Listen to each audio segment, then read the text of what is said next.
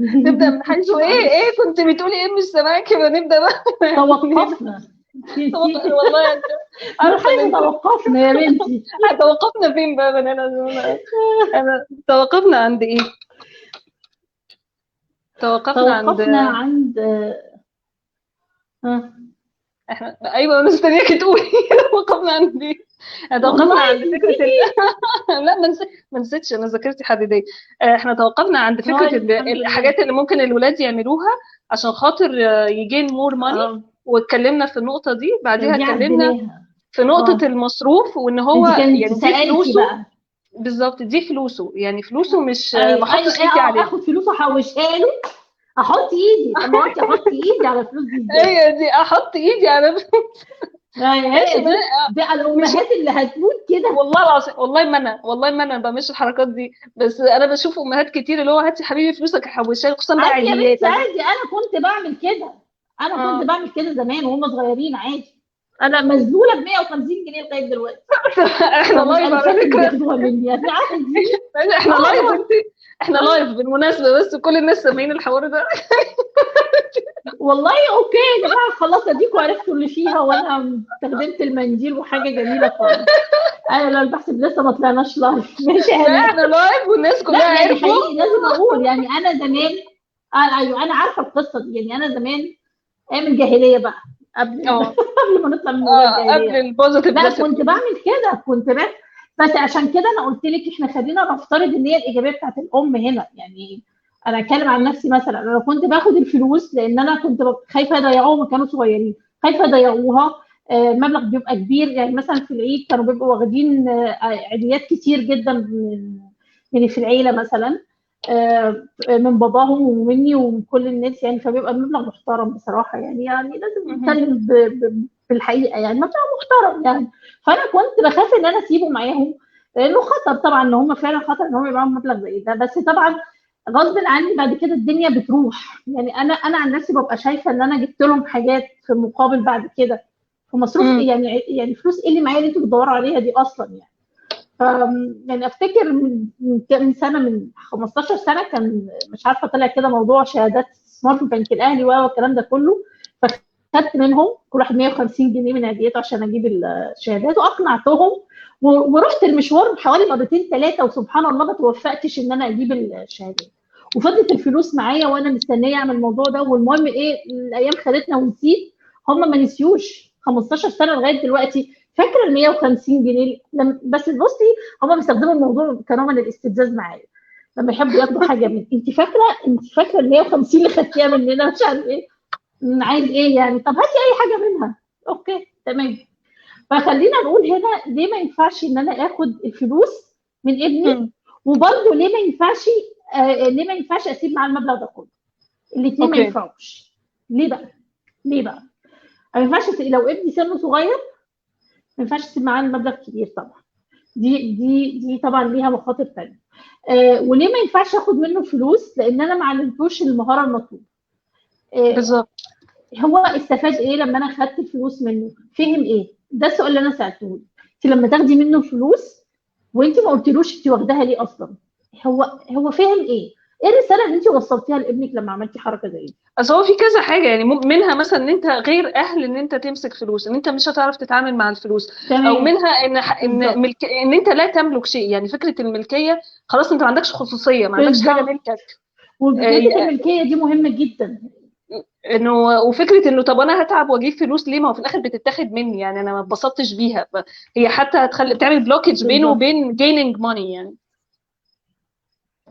بالظبط. وده بقى بيخليه بعد كده ان هو يعني منتبه جدا لفكره انه ما يعرفكيش انه معاه فلوس. يعني خدت عيديه مثلا من جده، طيب مثلا عمه او خاله اداك عيديه، لا جده بس اللي اداني، مش هقول لك انا معايا كام مثلا.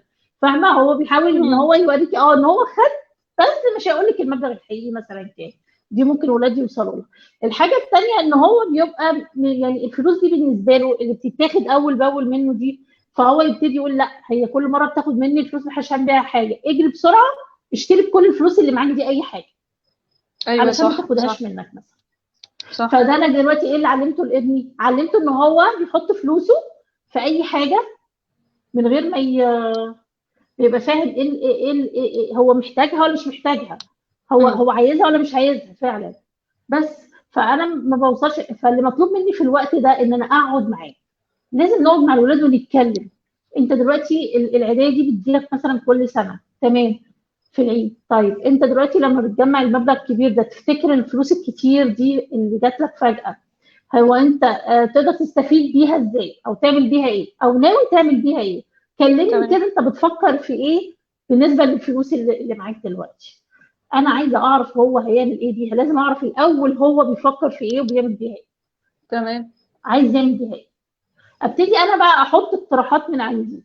ويا سلام بقى لو دخلت قصص خاصه بيا انا في سني، لما كنت باخد عيدية كنت بعمل ايه، ومره عملت ايه وضيعت الفلوس وبعدين ندمت، والعيد اللي بعده افتكرت وجهزت نفسي ان انا خلاص مش هعمل كده تاني، والفلوس فعلا فضلت معايا وقت كبير جدا.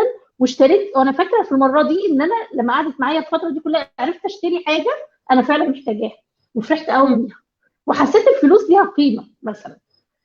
فالموضوع ده الولاد محتاجين يسمعوه مننا كتير، طيب توجيه انا غير قعدت مباشر معاه، بمعنى اصح يعني. انا قعدت معاه وعرفت اوجه الصرف اللي هو يصرف. يعني زي حد، يعني كان في حد كاتب في الكومنتس انه ابنها معاه محوش فلوس مم.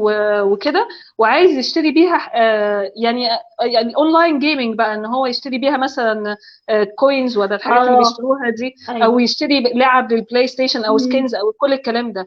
هل اللي بقى انا هي من حقي الاونلاين، بالظبط، يعني انا من ايوه. حقي كأم اقول له اصرف في ايه وما تصرفش في ايه، ولا بس من حقي التوجيه؟ يعني انا من حقي ان من هي حقك طالما هي التوجيه ومن فلوسه. حقك تاخد. لو انت شايفه ان الموضوع بتاع الاونلاين جيمز ده اللي هو بيشتريه، ان الفلوس كلها رايحه عليه، وان في هنا لا، في حاجه هنا مش مظبوطه ومش تمام، لازم مم. تقعدي تتكلمي معاه، ولازم تحطي له شروط، وتقنني الطريقه اللي بيشتري بيها اونلاين. يعني ما تسمحيش بحد، يعني تحطي حد اقصى للشراء. يعني انت بالظبط. مش هينفع ان هو يشتري بكل فلوسه، مش هينفع. مش عشان فلوسه هتخلص، خلي بالنا من الحته دي، مش عشان الفلوس تخلص، لا، علشان ما ينفعش ان كل فلوسي افضل اشتري بيها حاجه واحده مثلا، والحاجه دي مش مم. بتفيدني وهو مش بيستفيد بيها على فكره. يعني هو حاجه وقتيه وقت اللعبه وخلصت، فهو امتى هيفكر في احتياجاته التانيه؟ تمام. بعدين طب يعني دي حاجه بره الموضوع اللي بنتكلم فيه، ان الاونلاين جيمز دي في نوع من الادمان، سبب نوع من الادمان. فانا طب كل انا ما هخليه يشتري، لا، فانت. عندي سؤال مهم هنا، ها. يعني يعني انا مثلا يعني لو همنعه يشتري سكينز للعبه الفورتنايت مثلا، وبقول ان عنده احنا مش احتياجات تانية. بنمنع مش بنمنع يعني، مش انا بنمنع. بقنن. تمام. بقنن. بقنن. بس طيب بعمل وانا معاه دي. واعمل معاه الديل، بس هو احتياجاته التانية، ما هو في احتياجات تانية اللي هي من وجهة نظرنا بقى كبيرنتس بنفكر في ايه، في اكله وشربه وتعليمه ومدرسته ولبسه. طب ما هو ده الواجب عليا. يعني هو غالبا لما بياخد الفلوس بيجيب بيها رفاهيات، فبينطلق بقى في رفاهيات اللي هو انتوا مش هتجيبوا لي ده فانا هجيبه لنفسي. فهنا بيبقى في كونفليكت ما بين هي فلوسك، بس انا ستيل ليا وجهة نظر في ان انت تصرفها فين. مش هحكم عليك، بس شايفه انه ما ينفعش تتصرف كلها مثلا في اونلاين جيمنج، ما ينفعش تتصرف كلها على الجيلي كولا مثلا. يعني doesn't make sense. مش معناه ان انا بحرمك، بس معناه تمام. ان احنا يعني زي ما انت قلتي اعلمه مهاره ان هو يحدد اولوياته، يحدد احتياجاته، فما مش ماشي في بعزق، صح ولا ايه؟ بالظبط، ما هي دي بقى المهاره اللي احنا عايزين نتعلمها، اللي هي اسمها ماني مانجمنت، ازاي يعرف يتعامل بالفلوس. هتاخد اوكي. منك وقت وفيها خسائر كتير، لكن لو انا بتكلم صح وبتعامل صح في الموقف هنا، هعرف اوصل اللي انا عايزاه. يعني مش موضوع، لا، مش حرمان بقى، انا هوقف اديك فلوس عشان انت بتصرفها غلط. هو لازم يصرف غلط عشان يعرف يصرف صح على فكره. انت امم. دورك هنا، انت بتصرف غلط. انا لازم اعمل له سيلف اويرنس على نفسه، ان هو يشوف نفسه ايه اللي بيعمله، ايه اللي بيصرفه، ايه اللي مستفيده. هل انت دلوقتي لو صرفت كل فلوسك مثلا على الجيلي كولا ولا على الاونلاين جيمز دي، وبعدين احتجت حاجه، هل ده هيبقى مفيد ليك انك انت ضيعت كل فلوسك هنا او صرفت كل فلوسك هنا؟ هل احتياجاتك التانيه دي انت مش هتدور عليها؟ وبعدين الحاجات اللي احنا بنجيبها لهم لازم يكونوا هم الولاد كمان عارفين انا هجيب ايه ومش هجيب ايه. انا عندي الليست بتاعتي وهو عنده الليست بتاعته لو هيصرف عليها، لو هو هيصرف مصروفه فيها، يعني هو عنده واحده وانا عندي واحده. فهو لازم يكون عارف انت هتجيبي ايه ومش هتجيبي ايه. يعني مثلا من الحاجات المهمه جدا لو ابنك مثلا طلب منك عايز يشتري مثلا عجله، وسعر العجله تمام. دي مثلا ثمنها 1000 جنيه، مم. فانت لا، انا ميزانيتي مش هتسمح، او دي مش من الحاجات في الليست بتاعتي، يعني انا مش هقدر اجيبها. طيب ايه اللي نعمله دلوقتي؟ طب انت حوش وتعملي معاه ديل، مثلا هي العجله مثلا ثمنها 1000 جنيه، لو انت حوشت 700 انا هحط لك ال 300. تمام. fair يبقى enough. في مرونه، يعني انا ما ارفضش. انا ما ارفضش علشان انا مش هقدر اجيبها فانا برفض، فانا اخليه دلوقتي يحس قصه بقى ان انت بتقولي عشان ما يطلعوش يحسوا بالحرمان، عشان ما يطلعوش يحسوا مش عارف بايه. هو انا بالعكس انا كده شجعته انه يحوش على هدف كبير، واديته فيجن كده قدام يفكر فيها، ان هو لما هيوصل لل 700 دي فال 300 هي هياخدها منك فهيجيب العجله اللي هو عايزها. انا حطيت له هدف هو شغال عليه. انما لا، مش هجيب خلاص بقى احوش ليه، ما بقاش فيه يعني موتيفيشن عنده، ما فيش عشان يحوش اصلا، او بالظبط. علشان يفكر في جول كبير بالنسبه له عايز يوصل له، ما بالظبط. بقاش موجود. فاحنا لازم نبقى بنعمل ايه؟ حلول الوسط. الحلول الوسط هنا بتبقى مفيده. دي حاجه. الحاجه الثانيه مثلا انا لما اروح معاه اشتري لبس، فهقول له مثلا انا الميزانيه اللي حطاها لللبس مثلا سي مثلا 2000 جنيه، فال 2000 جنيه دول انت تقدر تجيب بيهم مثلا 4 قطع، يعني اللي هم عاديين، او تجيب قطعتين غاليين اللي هم يعني حاجه كده محترمه قوي. وانت تمام. ايه شوف. انا هنا بعلمه ايه؟ بعلمه اللي هو يقدر يفرق بين الكواليتي بتاعت الحاجه، لان في اولاد بيكبروا مش حتى الكواليتي بتاعت الحاجه عارفين ان هم يفرقوا بينها، بالظبط. وبيحطوا بالظبط. فلوس في كلام فاضي.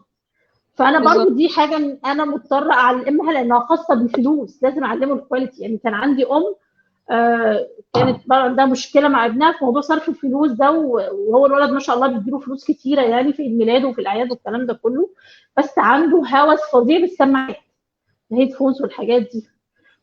فكان عنده مشكله ان كل اسبوع ممكن يشتري واحده. ليه؟ لانه لما عملنا كوتشنج على الحته دي وابتدينا نتكلم وجبنا، اكتشفت ان الولد مش عارف يعني ايه كواليتي، هو بياخد بالشكل، اوكي. اوكي. فمش فاهم الكواليتي. يعني هو بسعر 2 3 ممكن يجيب واحده تعيش معاه اكتر مثلا. بالظبط. تمام. بالظبط. بالظبط. فاحنا برضو حته الكواليتي دي لما بيفهموها بيعرفوا يحطوا فلوسهم في ايه، ده بيوفر فلوس وبيخليهم يصرفوا صح. تمام. وزي ما انت فدي قلتي حاجه احنا احنا يعني ممكن نتحمل شوية خسائر في مقابل ان هو يتعلم ده السكيل دي. لازم. موضوع الخسائر ده نتحمل. لازم هيحصل. على فكره بيحصل معانا لغايه دلوقتي. اه مين والله لسه مين شارية ما لسه اشتراش شارية حاجه؟ حاجات اونلاين وكان اه مقلب ابن لذينه. مقلب بالظبط، مقلب يعني. هو الاونلاين كله مقلب تقريبا. فده اللي احنا عايزين نقوله، ان بس هي الاخطاء فرصه مناسبه للتعلم. امتى احس ابني محتاج مهاره؟ لما يغلط. اول ما امم. يغلط على طول تعرفي ان ابنك محتاج مهاره هنا في الحاجه اللي غلط فيها. فالاخطاء دي فرصه مناسبه جدا نمسك فيها بايدينا واسناننا، بس طب احنا عندنا معلومات اكتر وعندنا خبره اكتر مم. نشتغل عليها معاهم. يعني انا تمام. دلوقتي فهمت ان هو يعني اما هو من حقه يصرف الفلوس اللي بتجيله وهي فلوسه من حقه ياخدها ويصرفها، بس بعد ما بنعمل زي كونسلنج مع بعض ونقعد ونتكلم وندي النصيحة ونوضح امور، لان هو مش شايف الفيجن زي ما احنا شايفينها، بس هو في الاول وفي الاخر عنده مش حرية هيشوفها الاختيار. غير لو جرب على فكره. امم. مش هيشوفها غير لو جرب. يعني احنا مهما قلنا كلامنا مش هيبقى بتاثير زي بالظبط تجربة. القصه بتاعت تاليا ولعبه العروسه. صح. يعني صح. انا اعتقد ان المره الجايه تاليا هتبقى مدققه جدا في الحاجه اللي بتشتريها، صحيح. صحيح. لان هي خدت خبره واتعلمت حاجه وفرقت معاها. تمام، يعني نسمح لهم تمام. بالخطأ. انا بقى عندي سؤال هنا اه. بس عشان البيرنتس يتعاملوا مع نفسهم، لان انا بشوف ابهات وامهات لما يجي ابنه يبقى عايز حاجه وهو رافض يجيبها، وحاجه مشروعه جدا، بس هو يعني مثلا زي هيدفونز، هو دلوقتي ميزانيته ما مم. تسمحش يجيب هيدفونز، فالولد يقول له طب انا هجيبها تمام. من مصروفي او من اللي انا محوشه. ساعات بشوف الابهات والامهات بقى حاسين ان احنا كده حارمين ولادنا، لا احنا كده مقصرين معاهم، لا انا خلاص استنى الشهر الجاي انا هزنق على نفسي عشان اجيبها له. هل ده حاجه صح؟ يعني دي حاجه صح الواحد يعملها؟ لا لا مش صح طبعا، لا مش صح. هو انا كأم او كأب انا محتاج ان انا اقول لابني انا قادر على ده او مش قادر. ده يعني ما فيهوش اي حاجه تعيب عليا او او تحطني في موقف او في شكل ان انا مش الاب التمام او اللي عامل اللي عليه او جاب لاولاده او الكلام ده كله اطلاقا. بالعكس، ده بيخلي الولاد يقفوا على ارض صلبه، يبقوا عارفين ان هيجي اوقات ان بابا مش هيبقى قادر، ان ده طبيعي يا جماعه، ده طبيعي ممكن يحصل، قبل ما هم يترموا في الحياه ويتصدموا ان الحياه مش بالسهوله اللي كان بابا معيشنا فيها دي. صحيح صحيح. فده مهم. انا ايه يعني المشكله ان انا اقول له انا الشهر ده مش هقدر؟ انا وايه يعني احنا بيجي المشكله لما علينا اقول وقت له مثلا بيجي شهر. اه مشكلة لما اقول له طب هاتها بيجي انت من علينا معاك، وقت. يعني مفيش مشكلة، يعني دي مش أزمة خالص، ما هو معاه فلوس بالظبط لازم يعرف ان في بالظبط. حاجة اسمها دورة المال. يعني انا الفلوس بتيجي وحاجه وتتصرف مهمه وتيجي برضه. وتتصرف وتيجي وتتصرف، يعني ده طيب العادي. ماشي تمام. وقبل ما اقول له هاتها من مصروفك، لازم انا اقعد معاه واتاكد فعلا ان هو عايزها، ان هو عايزها. يعني صحيح. انا لما احط ليميت تشويس مثلا لاولادي، في ان انا دخلنا دلوقتي هيشتروا لبس، فانا محدده لكل واحد بادجت معين، انت تمام. هتشتري بالفلوس دي كده. هو مش زي ما انا ادخل هو إيه مع المكان وهو يفضل ياخد ياخد ياخد وانا في الاخر ادفع. هو اتعلم ان اي حاجه هيعوزها هياخدها وانا هدفع ثمنها. لذلك هو لو محتاج 3 4 حاجات من اللي جابهم، ممكن الاقيه جايب 10 فيهم 6 هو خدهم كده وخلاص. لكن لما انا ادخله وهو عارف ان هو هيشتري بمبلغ معين، هو هيبقى دقيق جدا هو عايز ياخد ايه بالظبط، ومخلي باله ايه اللي محتاج. تمام. صح. فبالتالي اي حاجه يطلبها مني ابني لازم اقعد معاه اتاكد ان هي نيد ولا وونت، يعني هو عايز يشتري عشان عايز يشتري، ولا هو فعلا محتاجها، فعلا هو هو محتاجها. طب هنا عندي سؤال، لان احنا دي برضو بتفرق. احنا ككبار بتحصل لنا، يعني ساعات الواحد بيجيب حاجة هو مش محتاجها بس هو عايزها، عارفة اللي هو دلع رفاهية كده، يعني ساعات بتحصل. بالظبط. لا بالظبط. يعني وارد ساعات انه every بتحصل now and بس. then نعمل اللقطة دي بس يعني. ده اه بالظبط. انا عارفه، وفي ناس كده، يعني انا واثقه ومتاكده ان احنا اغلب الناس تفتح الدولاب حاجات بالتيكت بتاعتها ما حدش لبسها ولا حد جاي عندها ولا استعملها، مم. او وانس هي شكلها عجبها اشتريت. ما هو احنا من الاساس ما تعلمناش الحته دي بقى، ما تعلمناش ازاي نفرق بين الحاجه اللي احنا محتاجينها، دي اللي انا بقولها لك دلوقتي. لو انا علمت ابني فعلا ان هو يقدر يوصل لانه يفرق بين النيد والوانت، هو مش هيعمل الحركه دي لو هو صغير ولا وهو كبير. احنا ما حدش بالظبط. علمنا القصه دي كلها، احنا كنت كل طلباتنا بتيجي والحاجه اللي بتعجبنا بنجيبها وخلاص. فما حدش وقفنا في الحته دي. يمكن لما بنكبر وبعدين بنبتدي احنا مع التجربه مره في مره بنتقرص من الموضوع ونتوجع منه، بنبتدي بقى نقف كده. صحيح. بقى الموضوع بيقل، لكن بيفضل برضو موجود، خلي بالك. ساعات برضو بت بتروح كده حاجه مننا كده ونتدبس. بس صح. ما بيبقاش بنفس ما بيبقاش بنفس المرات اللي فاتت اللي هي كانت كتير قوي، بس بتبقى موجوده. عشان كده مهم جدا من وهم صغيرين لازم اعلمهم الكواليتي بتاعت الحاجه، واعلمهم ان هو يفرق بين النيد والوانت. يعني ما ينفعش ان انا كل حاجه هو عايزها اجيبها اجيبها. له. بالظبط. النيد هي الاهم، النيد هي الاهم. ولازم هو اوكي. يبقى عارف ان انا عندي بادجت معينه للحاجه، لازم يبقى عارف ان انا الليست بتاعتي فيها ايه وما فيهاش ايه، وايه اللي هو يعمله علشان يقدر ان هو يعني ازاي يحوش فلوسه صح، ازاي يصرف فلوسه صح. كل الحاجات طيب دي انا بشتغل عليها. نقطة التحويش دي بقى، يعني دي نقطة مهمة، يعني نقطة التحويش دي، يعني بمناسبة التحويش، هي من مصادر الدخل اللي بتيجي للولاد اللي هو المكافآت يعني. ففي حد كان باعت سؤال بيقول لك انه هل ينفع اديله مكافأة لو حفظ حاجة في القرآن او نجح في اخر السنة، ينفع اديله مكافأة على ده؟ مربوطهاش. اهم حاجه مربوطهاش بالحاجه اللي اتعملت. انت عايزه تجيبي له مكافاه، عايزه تدي له حاجه علشان نجح او حافظ قران، دي مش وحشه من باب التشجيع، مش من باب ان انا بحط مقابل وربطها ان بحفظ انا لا، القران، يعني لو ما حفظتش مش هعمل كده، لا. اللي انا هو اربطها بعبر له اقول له، عن لو اربطها له هقول له يعني انت لو خلصت جزء عامة مثلا هديك 100 جنيه. ايوه فده ربط، بس ان بالظبط. هو لو خلص جزء عامة فانا اعمل له احتفالية وادي له مكافأة مالية، ما فيهاش مشكلة. ما فيهاش مشكله، بس ما بقاش ربطها دي قصاد دي، يعني ما بقاش عارف كده. لا، انا بالظبط. بعد ما اخلص واحنا ماشيين في الرحله بتاعه الحفظ بتاعته، ان هو بيحفظ وبعمل تشجيع بان انا اشجع الفعل مش الفاعل، برضو نخلي بالنا بالظبط. ان انا اشجع الحاجه اللي هو بيعملها. يعني ما شاء الله انا شايفه ان انت عندك قدره على الحفظ، فانا بعمل له سيلف اويرنس على المهارات بتاعته. عندك قدره على الحفظ ما شاء الله، انا بسمعك بتقرا القران، شايفه مخارج الالفاظ بتاعتك حلوه قوي. وعلى فكره انا ببقى مبسوطه وانا سامعه صوتك وانت بتقرا القران، بحس براحه نفسيه. انا كده بشجعه وبحسسه انه بيعمل حاجه مهمه، بحسسه انه بيعمل حاجه حلوه انها فارقه معايا، فهو ده بياخده الليفل اعلى، فبحسن من مهاراته. انما بعد ما يخلص خالص، مثلا عملت احتفاليه جبت له هديه، انا بجد مقدره ان في تعب في الفتره اللي فاتت علشان مجهود. تقدر توصل للهدف بتاعك. انا شايفه المجهود اللي انت عملته عشان تحفظ جزء اهم. عشان كده انا بجد يعني حابه ان احنا نحتفل مع بعض بقى او نعمل حاجه كده. انا بعمل ايه على المجهود اللي هو في اخر على الرحله، مش المجهود. على من اولها يلا يلا يلا علشان هتاخد مثلا. ما ينفعش اجي لابني في اول السنه لو نجحت وجبت مش عارف 99.9% هديك مثلا مش عارف ايه. ما ينفعش صراحه، اوكي. ما ينفعش. طيب ده بقى اللي قلت لك، دي من مصادر الدخل، المكافآت بقى والهدايا والحاجات من دي. فكره التحويش نفسها، يعني ازاي اخلي ابني بالانس في موضوع التحويش. يعني بنشوف ولاد اللي هو بيقولوا لبعض انا محوش كذا وانا محوش كذا، بيبقى عندهم صعوبه بالغه في ان هم يطلعوا مش فلوس. مسابقه، مش مسابقه.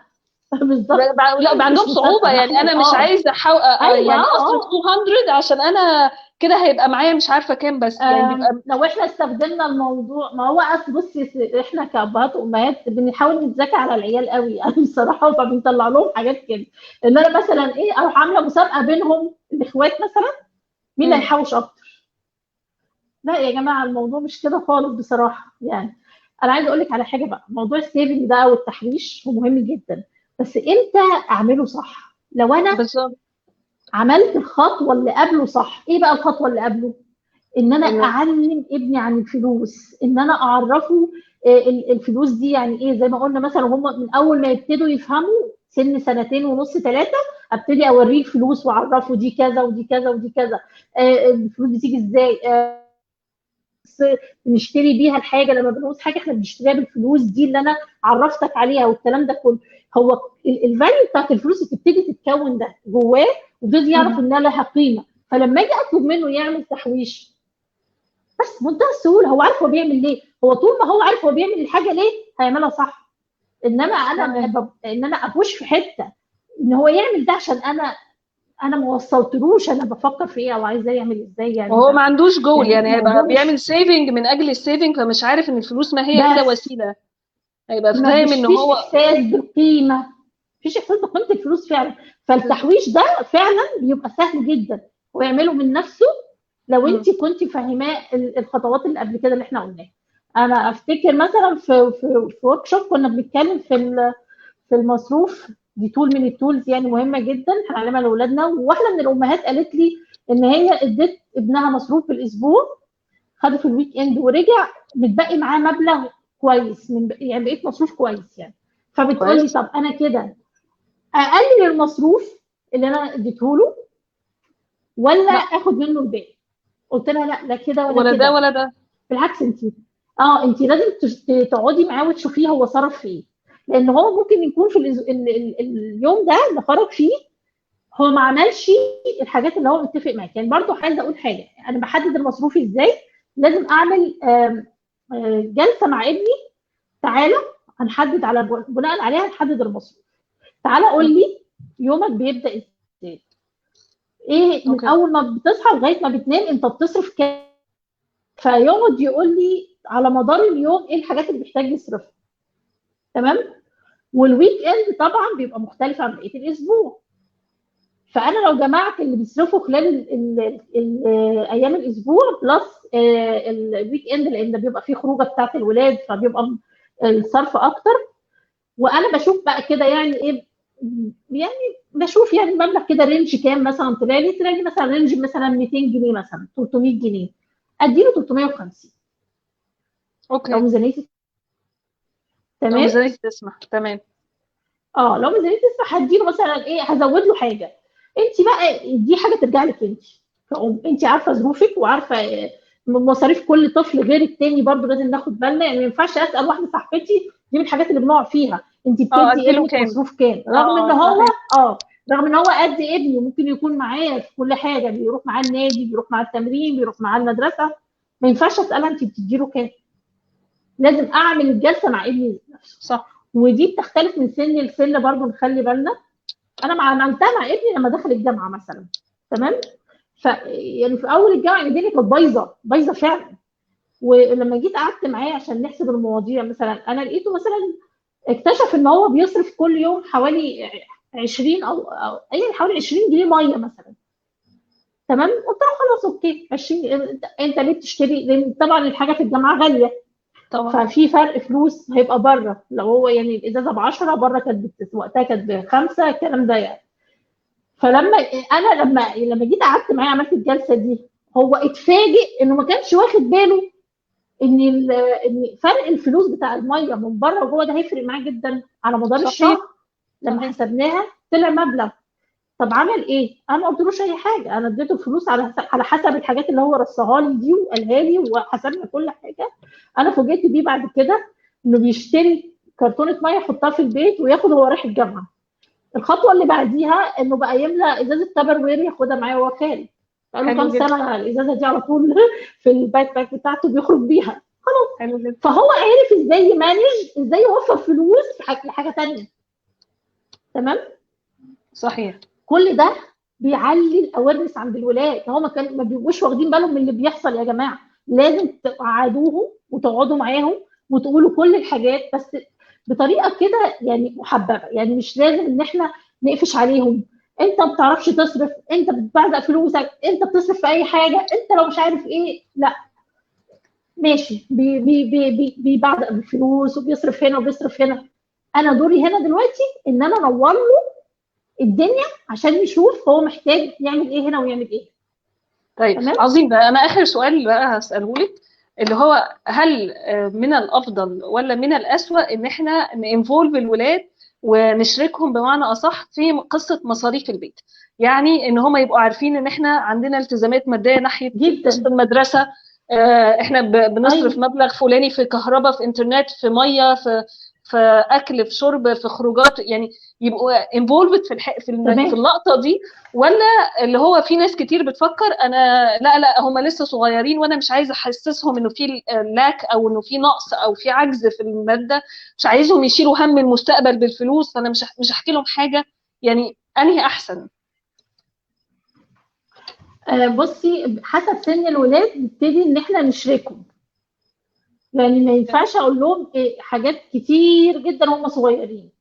تمام. يعني خليني ابدا معاهم خطوه خطوه. يعني الحاجه اللي هم هيقدروا يستوعبوها يفهموها مني. وكل ما يكبروا ازود، كل ما يكبروا ازود. يعني هم دلوقتي انا عشان ولادي كبار، لا، اللي بيبقوا عارفين حتى يعني مصاريف جامعتهم. وكل واحد منهم لازم يبقى عارف ان انت بتدفع لك مصاريف الجامعه بتاعتك، برضه اخواتك بتدفع لهم مصاريف الجامعه بتاعتهم. اه. ده كذا وده كذا وده كذا. انا عندي التزامات تانية. عندنا مثلا حاجه بتدفع مثلا قسط مثلا شهري ثابت. لا، انت لازم تكون عارف. ايه كمان، انا بخليهم يعملوا حاجات للبيت اللي فيها الفلوس. يعني السوبر ماركت هم اللي بيعملوه، شحن الكهرباء هم اللي بيعملوه. يعني حاجات من هذا القبيل. مثلا ان هم يحاسبوا لي على حاجه، يدوا مثلا مرتب الحارس. كل ده انا بخليهم يعملوه، ما عنديش مشكله. لازم يعرفوه، لازم يعرفوا احنا بنصرف فين والحاجه بتروح فين. ان هم مش هيفضلوا طول عمرهم عايشين علشان نخرج نفتحهم في المول ويشتروا الحاجه اللي هم عايزينها، وبعدين يدخلوا ماكدونالدز زي ما الناس بتعمل وياكلوا، وبعدين يجيبوا اللعبه وبعدين نروح. فين اوكي. المهاره اللي هم اتعلموها؟ فين المهاره اللي هم اتعلموها؟ يعني انا شخصيا لما بسافر انا وبابا ببقى مطمنه ان هم يعرفوا يعملوا الحاجات دي. تمام. اوكي. يعني حتى معاملات، لو سنهم كبير ممكن يعملوا معاملات في البنوك للاب او بنك الام لو طبعا. محتاج. اه. بالظبط. صغيرين فيعني بقى نبقى ايه، نشتغل بقى على حاجات على قد سنهم. لازم يعرفوا. ما هو على قد سنهم دول، وده يعني مش احنا مثلا غلط. لما بنروح السوبر ماركت بقعد اقول يعني طب هو ده بكام؟ طب ما هو في ذا سيم، يعني نفس الكواليتي ونفس الجودة بس بسعر اقل يعني، فاحنا ممكن نجيب اللي بسعر اقل. طب ده اوكي ممكن ناخده، لا ده اصلا احنا ما بنستخدموش، يعني بنعمل الشيرنج ده. وبصراحة هو انا هو ده بالظبط. هو واحنا ده من اللي البيوت اسمه اللي يعني عندنا خير. قصه يعني ال الماده دي، انه احنا الشهر ده تمام ممكن نجيب كذا وكذا وكذا، لا الشهر ده احنا حلو ظروفنا قوي، الماديه عندنا التزامات فلانيه، فبنشركهم الى حد ما بالظبط. يعني ما هو مش ده في مواضيع المطلوب، كبيره، بس ان هم يبقوا عارفين انه لا انا موافقه على بالظبط. المبدا ان انت عايز الحاجه دي، بس هو الشهر ده ظروفي ما تسمحش مثلا، بنبقى بنتكلم في وكل ما المواضيع دي. هيكبروا كل ما الدنيا هتفرق معاهم. مم. هو اللي انت بتعمليه ده هو مهارات الحياه اللي احنا المفروض نعلمها لاولادنا، انك يعني انت احنا ماشيين تعرفيهم ده احنا وتعرفيهم ده ماشيين تمام، مش وتعرفيهم ده شايلين يعني. مش شايلينهم الهم يعني. انت بتعلمي مش شايلينهم تمام. الهم كده. لا لا اوكي. لا، مش بالعكس، هم مش هيشيلوا الهم. لا، هم مش هيبقوا شايلين الهم على قد ما هم يبقوا فاهمين الحياه بتمشي ازاي، وهو ده المطلوب. على فكره انا هو ده بشوف ان المطلوب. اللقطه دي اصل بتعمل شايلهم الهم ليه؟ انا بقعد بقى اللقطه دي بتعمل بوندنج، يعني بتخلي ان احنا كلنا يعني انا على سيم اه، ليفل، يعني ان كلنا احنا في بالظبط، بوندنج ما بيننا، فكلنا بالظبط كده، فاهمين ايه اللي بيحصل، بالظبط. وبعدين ما يبقاش فيه مجال للشك انه ايوه. احنا اه، حارمينه، لا هو دلوقتي الوضع لا يسمح. المره الجايه ان شاء الله ده في يعني فهو لو بلاي ما عرفش ستيشن. هيتهمك بكده. بالظبط. ايوه، بالظبط. هتلاقيه بيجي يقول لك هو فعلا يا ماما بابا معهوش فلوس. هتلاقي طفل بيجي يسال مامته كده، بنشوفها فعلا بنشوف. لان هو بنشوف. مش فاهم، هو مش فاهم. لا، انت فهمه ظروفك ايه وايه اللي تقدر تعمله. على فكره مش عيب ان انا اقدر، ان انا اقول له انا اقدر اعمل ده وما اقدرش اعمل ده. بالعكس، انا كده مم. واضحه وصريحه معاه. وحتى انا كمان بعلمه انه يبقى عنده الشجاعه انه يقول هو يقدر يعمل ايه وما يقدرش يعمل ايه. طب حلو هو جدا. بياخد مني ده هو برضو بيتمثله بعد كده وبيقول. طب معلش، هو ده كان آخر سؤال، بس بس أنا هسأل سؤال بعدين. معلش. احنا دايما بنشوف المشهد بتاع انه لا يعني 10 اسئله ما عنديش مشكله. الولاد اللي هم يعني معظم البيوت بيبقى فيها الولاد بيروحوا يطلبوا من الأم، يعني ماما أنا محتاج كذا قولي لبابا. يعني ليه في الحساسيه دي، وازاي نشيلها انه انت اه، بتطلب، especially لو هو بيطلب طلب من حقه، يعني مثلا هو عايز ياخد كورس، هو عايز هدوم، يعني ده احتياجاته الاساسيه اللي مطلوب مننا كبيرنتس نلبيها له، يعني ان هو اكل شرب تعليم صحه، انا مطلوب مني اوفر له لا الاربع بس حاجات انا دي بس هقول لك بره، بس. دول رفاهيات، يعني رفاهيات، فممكن يبقى في حرج ان انا اطلب. بس اه، انا لو بطلب اروح للدكتور، ولا بطلب اتعلم، ولا بطلب اشتري حاجه عشان انمي موهبه، فده طب ليه ما نروحش دايركت نطلب من بابا يعني. لا بص، هي الموضوع مش موضوع بابا وماما. يعني انا عايزه اقول لك ان هي حسب شخصيه الاب والام. يعني في ام فعلا الاولاد بيخافوا يطلبوا منها فلوس برضو، مش الاب بس. هي اوكي. حسب الشخصيه بتاعت الاب او الام. بس انت رد فعلك ايه لما اولادك يطلبوا؟ على فكره مفيش مشكله خالص ان ابني يجي يطلب مني حاجه تافهه وهايفه وملهاش 30 لازمه وما تستحقش الفلوس. ما فيش مشكله انه يطلبها مني. ليه؟ لان اول لازم يجي يطلب مني حاجه زي دي عشان انا اعلمه بقى. هو ده الوقت المناسب ان انا اعلمه ان الحاجه مم. دي هي ليه ما تنفعش ان انت تجيبها. هو انت لازم تعرف لازم تفهم في الكواليتي دلوقتي، لازم تفهم ولا مش محتاجه. هو ده الوقت. مش ان انا لما يجي يطلب مني حاجه تافهه وهايفه كده اعمل حريقه بقى واروح طالعه فيه كده انه هو ما بيفهمش وما بيعرفش ومش بيقدر. ابنك مش هيتعلم اي حاجه يا جماعه. تقبلوا كل حاجه. لان ده مش معناه انك تقومي تلبسي وتروحي تجيبي له الحاجه اللي هو عايزها او تدي له فلوس يروح يجيبها. الله بالعكس عليك يا احنا منال، بنعلم. الله عليك، الله وعلى فكره عليك. الله. لان اللقطه دي بقى هو على فظيعه. فكره اللقطه دي فظيعه، انا يعني اه، انا بشوف بيرنتس كتير ان هو مجرد ما عينه لمحت ايوه، الحاجه هو بيحس بالزام ان انا اروح اجيب له الحاجه، يعني طب انت مش ملزم على فكره، يعني انت مش ملزم، مش وهو ملزم على حياته فكره. later on مش هيبقى كل ما يطلب والقصه مش يديه. قصه الحاجه على فكره. مم. ايوه، القصه مش قصه الحاجه اللي ابني طلبها على قد ما قصه انا هعلم ابني ايه في الموقف ده. انا هعلم ابني ايه في الموقف ده. تمام. فدي مهمه جدا. محدش. وهنا بقى نفرق بين ارجع تاني واقول بين الوانت والنيد. لان غالبا لما بنفهم الولد القصه بيقول لك خلاص مش عايزها على فكره، مش محتاجها. ساعات بيغير مم. رايه كده. الحاجه الثانيه بقى اللي عايزه اقولها بالمره طالما انت فتحتي بقى القصه دي. حذاري حذاري كأب وكأم وانت في قمة سعادتك انك انت تعبر عن سعادتك بالفلوس لاولادك. اه يا ريت والله، يا ريت. مم. اه، يا ريت. يا ريت ما يبقاش انت بتكتسب او عايز تكسبهم او عايز تقربهم منك، فتستخدم الفلوس كوسيله، انك كل ما تشوفهم تروح مطلع فلوس تديها لهم علشان تشوف في عينيهم يعني حبهم ليك، او عشان انت تسمع كلمه حلوه منهم او الكلام ده كله. انت مش بتوزع لا صدقات ولا نفحات ولا اي حاجه من الحاجات دي خالص على فكره. احنا عايشين عشان نعلم ولادنا مهارات الحياه اللي من ضمنها ازاي يتعاملوا بالفلوس، وازاي يعرفوا يكسبوا فلوس، وازاي يعرفوا يحوشوا صح، وازاي يجيبوا الحاجه اللي محتاجينها فعلا، وازاي ما يبقوش ماديين ولا بيجروا ورا الحاجات دي. وازاي نحب ونعمل علاقات سويه مع الناس بعيدا عن ان هم بيبروفايد اس ماني ولا لا. يعني لان احنا بنشوفها كتير قوي قوي بين المطلقين. يعني لو الاب والام منفصلين فتلاقي بيبقى في سخاء من ناحيه الاب وسخاء من ناحيه الام، والعيال في النص بقوا فاهمين ان ده ابتزاز عاطفي على فكره. ابتزاز، ده نوع من الابتزاز العاطفي. بس وفي الاخر يقول لك اصل انا مش عايزه يبقى محروم. هو حقيقي اتحرم حبك، اتحرم وقتك، اتحرم اهتمامك، اتحرم رعايتك، ما اتحرمش فلوس. يعني ما اتحرمش فلوس خالص. دي نقطه كمان، دي نقطه عايزه اقول ايه، الشكل العلاقه بين الاب والاولاد في السنوات الاخيره اتغير بسبب تغير طبيعه شغل الاب. ان الاب دلوقتي بقى معظم الوقت بره، فهو بيحب يعوض ولاده.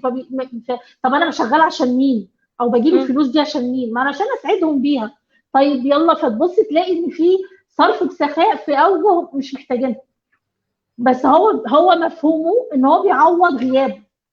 بالظبط. لا يعني بالزبط. انا شايفه ان انت تحاول تعوض غيابك بان اي وقت فعلا تقدر تقضيه معاهم، يا رب 10 دقائق، شكرا جدا بجد. صحيح. شكرا جدا. لكن تعلمهم المهارات الخاصه والمرتبطه بالفلوس صح، جزاك الله خير. انت كده بتبني شخصيه ابنك صح. مش بتوصل له رساله انما بس انا يعني جت فتره كده طلع العنوان بتاعي ان الاب بقى الاي تي ام بتاع البيت. لا احنا مش عايزين الاب كده. فخلي بالك برضو انك ما تشتريش عدم وجودك مع اولادك بالفلوس، انك انت تعوض بالفلوس. دي برضو مش طيب ماشي، اخر حاجه المره دي بجد يعني بقى. ما تقوليش معلش انا معاك. لا عشان بس ما نطولش في اللايف بس والناس لا تتابعنا. انا معاك. الحاجه بقى اللي هو عارفه، في طفل كده انا اعرفه شخصيا بغض النظر مش هنذكر اسامي، بس عنده قدره فظيعه على الزن. يعني ممكن يخليكي تعملي اي حاجه على قدرته على الزن، اللي هو يصبحك ويمسيكي انا عايز كذا، انا عايز كذا، انا عايز كذا، انا عايز كذا، وهو عارف ان دي نقطه قوه عنده فبيستخدمها بقى استخدام رهيب. ازاي اقنعه ان اللي انت عايزه ده مش هيفيدك، وازاي ما نرضخش للزن. يعني ما نرضخش لزن الولاد في ان انا اعمل لهم اللي هم عايزينه في الاخر بس عشان ينزلوا من على ودني. يعني بصي هناء، اوكي، بس الزن التملق، ايه كمان، يعني الحاجات اللي بيستخدموها الولاد دي هي بتبقى مفتاح شخصيه الاب او الام. في شخص ما يقدرش يستحمل الزن، فانا عرفت ان هو ما بيقدرش يستحمل الزن. انا جربت زنيت لقيته بسرعه عمل اللي انا عايزه. هعمل ايه كل مره؟ هزن طبعا، هزن. بس بمنتهى البساطه. التملق مثلا، يا بابي يا حبيبي يا امور يا عسل انت وحشتني قوي، انا مش عارف ايه الكلمتين الحلوين. الابهات بقى يعني خلاص بيروح كده في ايد ابنه او بنته، خصوصا البنات مع الابهات بقى، فبتاخد اللي هي عايزاه. فانا لما بعرف مفتاح شخصيه بابايا او مامتي خلاص هي انتهت. فموضوع الزن ده بيبقى ميكانيزم، خلاص هو عارف التكنيك ده فخلاص انا هستغله كل مره. فهنا بقى انا كشخص بقى يعني راشد بالغ لازم اخد بالي من الحته دي. لازم اوقف بقى، لازم اوقف هنا واعرفه ان ده مش هيقدر يعمله معايا. لان الناس اللي بتلاحظ فيه ممكن هو حد بيجي بالزن، ممكن يكون جنبه شخص ما بيجيش بالزن، بيبقى مستغرب جدا انت ازاي بتسمح له بحاجه زي دي. فعشان اريح دماغي، هو خلاص عرفك. ولو الطفل سمع الكلمه دي فانا خلاص بقى انا هوجع لك دماغك عشان انت بتحب تريح دماغك، فانا هوجع حالك باللي انا عايزه. يعني بلاش تدوا الولاد مفتاحكم. يعني لو انت عارف ان ده مفتاح يعني ايه، اضغط على نفسك شويه كده انك انت تقف في وش حاجه زي دي، انك انت تعرفه ان انت مش هتستجيب حتى لو زن، مش هي دي الحاجه اللي هتجيب معاك يعني الحل. بالظبط بالظبط. طيب واخر في بقى كاركتر من الولاد تاني بيبقى شخصيه very sensitive، ما بتطالبش بحقها. يعني ممكن تكون محتاجة جدا الحاجة دي ماديا، يعني محتاجة لبس جديد، محتاجة أدوات مدرسية، يعني محتاجة حاجة حقيقية، وكسف تطلب الطلب ما ده من يقدرش باباها يعبر. أو مامتها، أو ما بيقدرش. معرفش عارفاهم ده عارفاهم. خوف من الرفض مثلا، يعني ما بيحبش حد يقول له لأ، ولا ان هو حاسس ان ده مش حقه، ف I need to empower them انه لا على فكره حقك انت، يعني انت ليك حقوق في البيت ده، منها ان انت تطلب الفلوس دي. يعني نتعامل مع الولاد دي ازاي؟ لا دي بقى لو انت لاحظتي كده على ابنك ان هو الشخصيه اللي انت اتكلمتي عليها دلوقتي ان هو ما بيقدرش مم. يعبر عن احتياجاته، يبقى انت لازم تدربيه بقى على ان هو يتعلم ازاي يطلب احتياجاته. فمثلا لو احنا هنقول في دخول المدارس، كل الولاد بتحتاج اللي هي الحاجات اللي بيشتروها لدخول stationery، المدارس دي، الادوات بالظبط، والكلام ده، والحاجات بتاعت المكتبه دي. فانت تقولي له هو احنا دلوقتي بدايه العام الدراسي وداخلين المكتبه، داخلين المدرسه، فانت هتحتاج حاجات من المكتبه مم. ولا مش هتحتاج؟ طيب ممكن ما يردش عليكي، وغالبا هو مش هيرد، او هيقول لك مش عارف. ده اول اجابه بتيجي للولاد دول، اول اجابه بيردوها فعلا بتبقى كلمه مش عارف. مم. فبالتالي انت اعملي بقى ايه موديلنج مع اخواته. لو اخواته بيطلبوا طب انت مش عارف، طب استنى لما اسال اخوك وتكون انت عارف، وتسالي اخوه قدامه انت محتاج ايه حاجه، محتاج كذا وكذا وكذا وكذا. ارجعي له تاني، هي عرفت انت محتاج ايه، في حاجه مثلا انت محتاجه زي اللي اخوك قالها عشان نجيب منها 2 مثلا، انا بساعده. انا هنا بساعده ان هو اوكي. يقدر يعبر ويقول. الموضوع هياخد مننا وقت شويه لغايه ما نطلعه من الكومفورت زون بتاعته، ان هو مش قادر يطلب او مش قادر يتكلم، لان هم ما بيعرفوش يعبروا فعلا. محتاج ان انا ادربه على موضوع التعبير ده، ان هو يعبر عن احتياجاته. فدايما اساله اسئله اخد منها فيلينج، دايما حاسس بايه عشان اخليه يعبر. يعني احنا مم. بنتكلم على طلبات ماديه دلوقتي، لا هو لازم كمان اساله على مشاعره واحاسيسه باي موقف كمان، عشان اساعده ان هو يقدر يخرج اللي جواه ويعبر. فهيبقى هنا ان انا دايما اساله انت حاسس بايه، ده سؤال مهم جدا. حاسس تمام. بايه؟ دايما اساله كده. يعني انا عايزه اقول لك يعني انا عندي يعني الموضوع ده، ان لما كان الشتاء بيجي وده كان ابني يعني برضه، فاخواته يطلبوا غطا زياده مثلا، الدنيا بردت فعايزين غطا، هو ما يطلبش، وبعدين انا اخد بالي كده طب اشمعنى هو اللي ما طلبش ليه، فما اروح اساله هو انت يعني انت مش بردان، اصل اخواتك طلبوا غطا زياده انت ما طلبتش ليه؟ فيقول لي انا بردان. طب مش بتقول ليه؟ فما بقتش اساله السؤال مباشر بعد كده، لا يعني الموضوع ده من يعني من 10 سنين او اكتر، فابتديت اشتغل معاه على القصه دي. فبقيت بقى السؤال اتغير، مش اخواتك طلبوا والدنيا بردت وانت عايزه ولا بالظبط. مش عايزه، انت حاسس بايه؟ انت حاسس بايه؟ ايه الاحاسيس اللي انت حاسسها دلوقتي؟ فدايما اساله على احساسه، مم. او انا اقول قدامه انا بردانه، انا حاسه ان انا بردانه، انت فعلا الدنيا برد ولا انا اللي بيتهيألي؟ اخليه يعمل أو يعني ايه على نفسه بقى، يرفلكت على نفسه في حته البرد دي. ودي بقى ده مثال، انت بقى على كل المواقف بتصعدي بقى المثال ده، او بتعملي ابلاي للموضوع على الموقف اللي انت فيه معاه. واحده واحده خلاص الدنيا مشيت. هو دلوقتي هو اللي بيجيب لنفسه الغطا ويزود طيب من غير الحمد لله. يعني الحمد لله، الحمد يبقى لله. الواحد بس الشخصيه السنسيتيف دي، او اللي هي مش بتعرف تطلب، ممكن اه تكون هي مش عارفه تادرس احتياجاتها اصلا، او تشاور ان انا محتاجه الحاجات دي، او حتى لو عرفت تشاور فهي محتاجه هو في تتعلم ايه الغالب ما تطلب بيبقوش الطلب. عارفين احتياجاتهم، هم مم. فعلا في الغالب مش عارفين ان هم محتاجين ده. بس لو احنا بدأنا معاهم واحده واحده، الموضوع بيعمل ايه بقى، بيفتح الدنيا. يعني مش بتبقي محتاجه تقولي بعد كده على كل الحاجات، لا هو اوريدي بيبتدي يعمل ابلاي على الحاجات التانية. انا ده لما حصل معايا الموقف الفلاني، طب ما انا ممكن اكون في الموقف ده زي الموقف اللي كان وحصل كذا، فبيبتدي يعمل ربط، فبيبتدي هو بالظبط. يعرف يتصرف. هو كل اللي مطلوب مننا ان انا اخد منه فيدباك على حاسس بايه، محتاج ايه، علشان انمي عنده الحته بتاعت انه فعلا يحس بنفسه ويحس باحتياجاته، فيبتدي بعد كده يعبر عنها. ما لازم يحس بيها الاول، وعمره مم. ما هيعبر من غير ما يكون حاسس. فالسؤال المهم هنا مع الناس دي ان انا ابدا بان انا اقول له حاسس بايه ومحتاج ايه. اوكي. دي اهم جميل حاجه. جدا. انا والله مش عارفه اشكرك ازاي، اللي هو ان شاء الله ميرسي. طبعا اشكريني بجد على ايه، ده انا ميرسي اللي بشكرك ميرسي والله. جدا، لانه حقيقي يا رب هي بس يعني يكون هي المعلومات بالانس. النهارده يعني.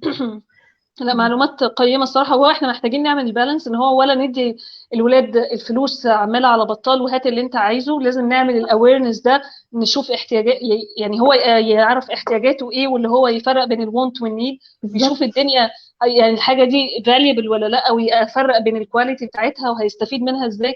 وكمان محتاجينه بالظبط. يتعلم انه في بارت انه يعمل له سيفنج لهدف، من اجل هدف، مش سيفنج من اجل السيفنج. وعلمه ان هو محتاج يصرف كمان عشان دورة المال تكتمل، يصرف بذكاء او بحكمة يعني. وكلها مهارات هو مش هيتعلمها غير لما انا اعلمها له، فيتعلمها وهو صغير احسن ما بالظبط. يتعلمها وهو كبير وتبقى الخسارة اكبر يعني. فدلوقتي يتعلمها وانا في الخساره ظهره هتبقى احسن، اكبر فعلا. احسن ما بالظبط. يتعلمها الخساره بقى في هتبقى. فلوسه. فخليه يتعلمها في العيديات دلوقتي بالظبط. بدل ما يتعلمها في ونبدا الفلوس. ونبدا دلوقتي علشان لما يبقى معاه فلوس كتير يعرف يتصرف فيها صح بالظبط. ويصرفها صح. وصدقيني بجد انا شفت نماذج لناس يعني يعني انا ومثلا آه، لما الاب والام توفوا وورث، يعني عايزه اقول لك انه ضيع ملايين، ضيع ملايين لانه مش عارف. هما بتحصل صحيح. الاثنين لانه فضلوا يتصرفوا له في حياته وفي فلوسه لغايه ما بقى عنده حاجه 30 سنه مثلا. فلما سابوه هو مش عارف يعمل ايه، فعلا خسر كل حاجه وما عادش معاه حاجه دلوقتي. ودي نماذج في الحياه موجوده، لان ده ما اتعلمش من وهو صغير ازاي يتعامل مع الفلوس. فابداوا يا وازاي جماعه يجيب دلوقتي فلوس كمان ارجوكم. يعني. واللي يعني ازاي ازاي يجيب فلوس الاثنين. يجيب فلوس، دي ان هو اه الماني مانجمنت، ازاي يصرف وازاي يجيب فلوس وازاي يعمل التوازن ما بينهم. بالظبط. هو فميرسي احنا جدا زي يا ما منال. قلنا ان احنا بنعلمهم ازاي يعني يتصرفوا في الفلوس ويصرفوا ازاي والكلام ده كله. ده هياخدني للخطوه الثانيه انه يعرف يعمل سيفنج او يحوش. هياخدني صحيح. للخطوه اللي بعد ده بعد التحويش ان هو يعرف يجيب فلوس. فهي صحيح. الموضوع بروسيس لازم نمشي فيها. صح. فان شاء الله باذن الله بس نبدا. لو سمحتوا ابداوا من بدري على قد ما تقدروا، لان ده يفرق جدا معاكم. ميرسي شكرا ليكي جدا. جدا يعني. اشوفك ميرسي جدا في لايف ليكي جديد. وشكرا ليكي وشكرا لكل اللي بيسمعونا. شكرا لوقتكم واشوفكم على خير وانا ان شاء الله. بعتذر لو كان في اي كومنتس طلعت وانا ما قريتهاش، بس ان شاء الله هنرد عليها بعد اللايف لو في حد سأل هو ولا ما علشان ردش. ما بتظهرش عندنا الكومنتس ممكن بالظبط. بعد اللايف نشوفها، ولو حد عايز حاجه هنرد عليه ان شاء الله، مفيش مشكله اوكي. معاكي. ماشي شكرا. حاضر. تصبح شكرا على شكرا خير. يا باي نادي. باي. باي. مع السلامه مع السلامه.